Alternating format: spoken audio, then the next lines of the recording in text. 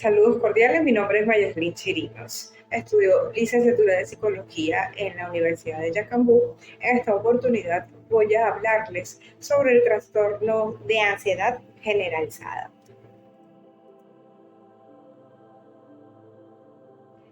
Si una persona manifiesta preocupación la mayor parte del tiempo y por motivos muy diferentes tiene miedo o siente que siempre sucederá lo peor, se demuestra insegura de tomar decisiones por temor a las consecuencias y aunado a todos estos síntomas, le es prácticamente imposible concentrarse en una tarea ya que esté constantemente preocupada y nerviosa.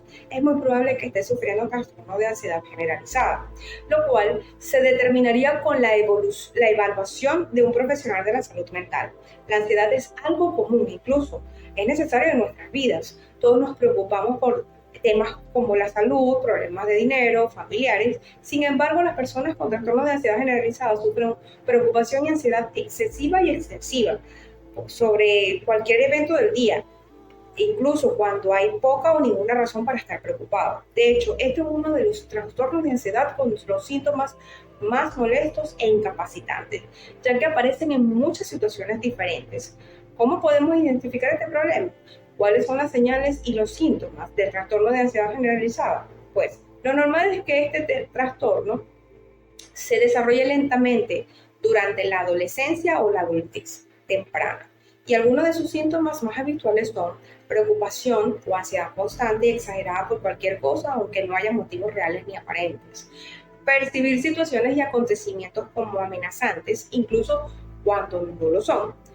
Dificultad para lidiar con situaciones de incertidumbre, temperamento indeciso y miedo a tomar la decisión equivocada, incapacidad para dejar de lado y olvidar una preocupación, dificultad para relajarse, sensación de nerviosismo y sensación de excitación o de estar al límite, incapacidad para concentrarse o sensación de que la mente se bloquea, trastornos del sueño, cansancio constante, sudoración excesiva, sensación de falta de aire y mareos, tensión o dolores musculares, temblores, incluso nerviosos, también dolores de cabeza o del estómago y otro tipo de síntomas son las molestias ocasionadas como que pueden producir dificultad para tragar. Por último, una sensación de irritabilidad constante.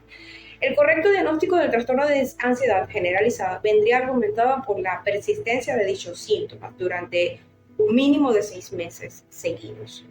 A continuación, vamos a ver algunas descripciones gráficas de cómo podría ilustrarse el trastorno de ansiedad generalizada.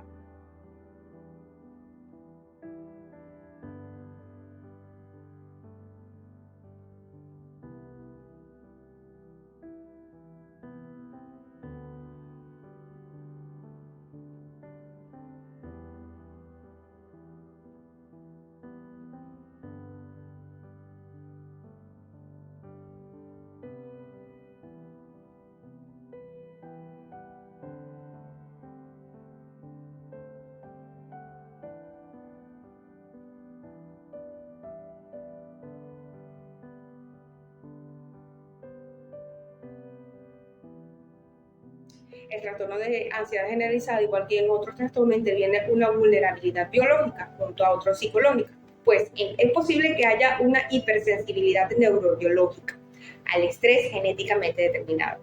En cuanto a la vulnerabilidad psicológica, puede haber una percepción basada en experiencias evolutivas tempranas como eventos negativos o amenazantes impredecibles o incontrolables.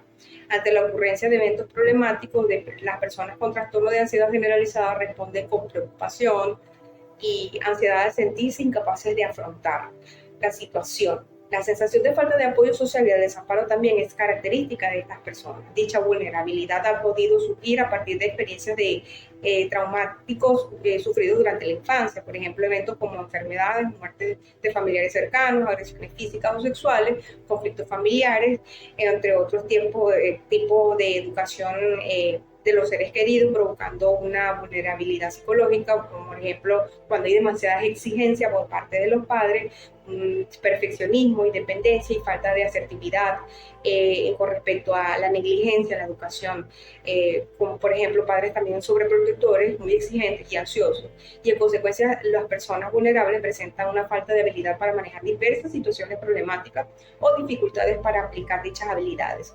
Existen indicios de que este trastorno podría ser hereditario, pero nadie sabe con seguridad.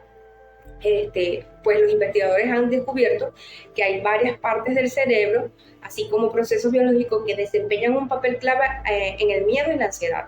Asimismo, están tratando de averiguar cómo el estrés y los factores ambientales influyen en el desarrollo de este trastorno.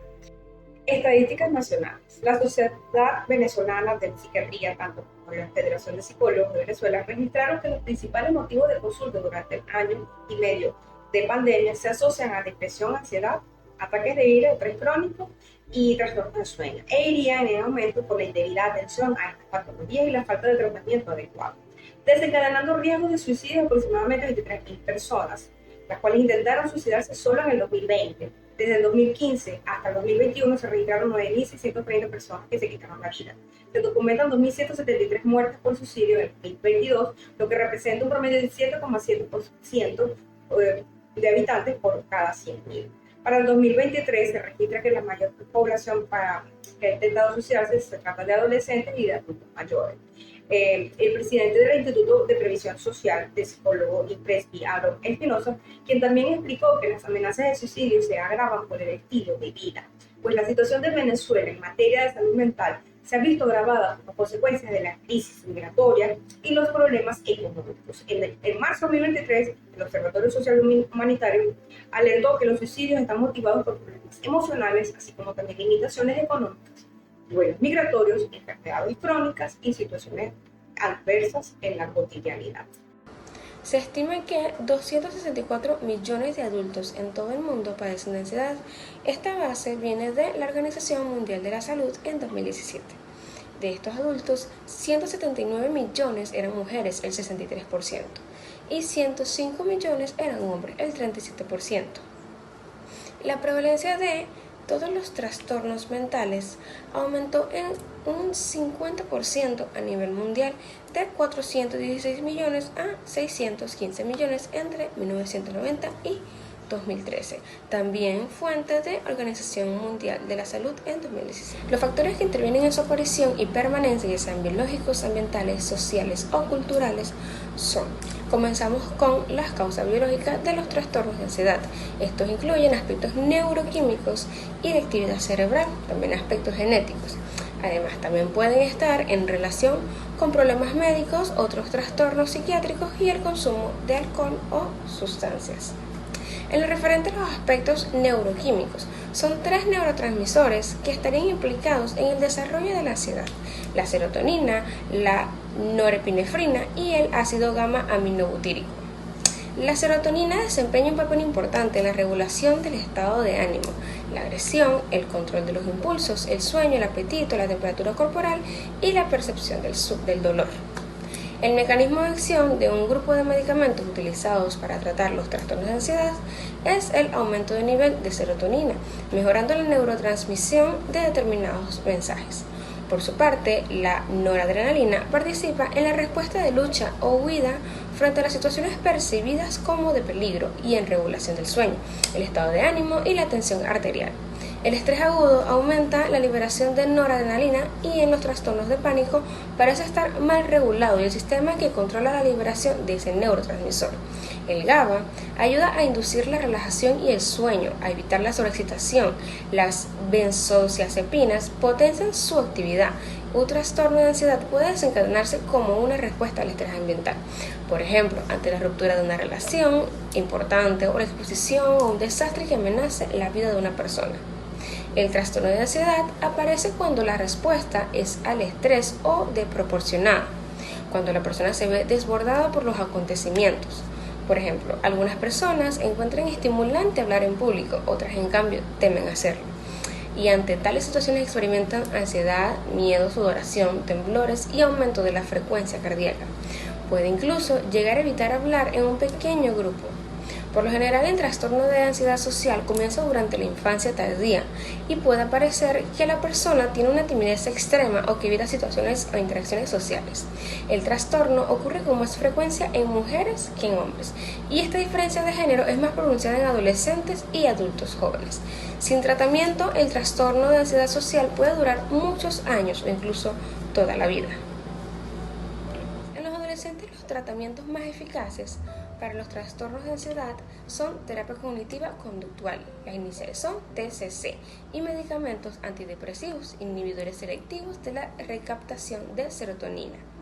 La TCC se centra en cambiar lo que el niño piensa de su miedo, aumentando la exposición a estas situaciones que teme, y estrategias de relajación tales como respiración profunda, relajamiento de músculos y diálogo interno positivo, repetir frases positivas o de reafirmación sobre sí mismo.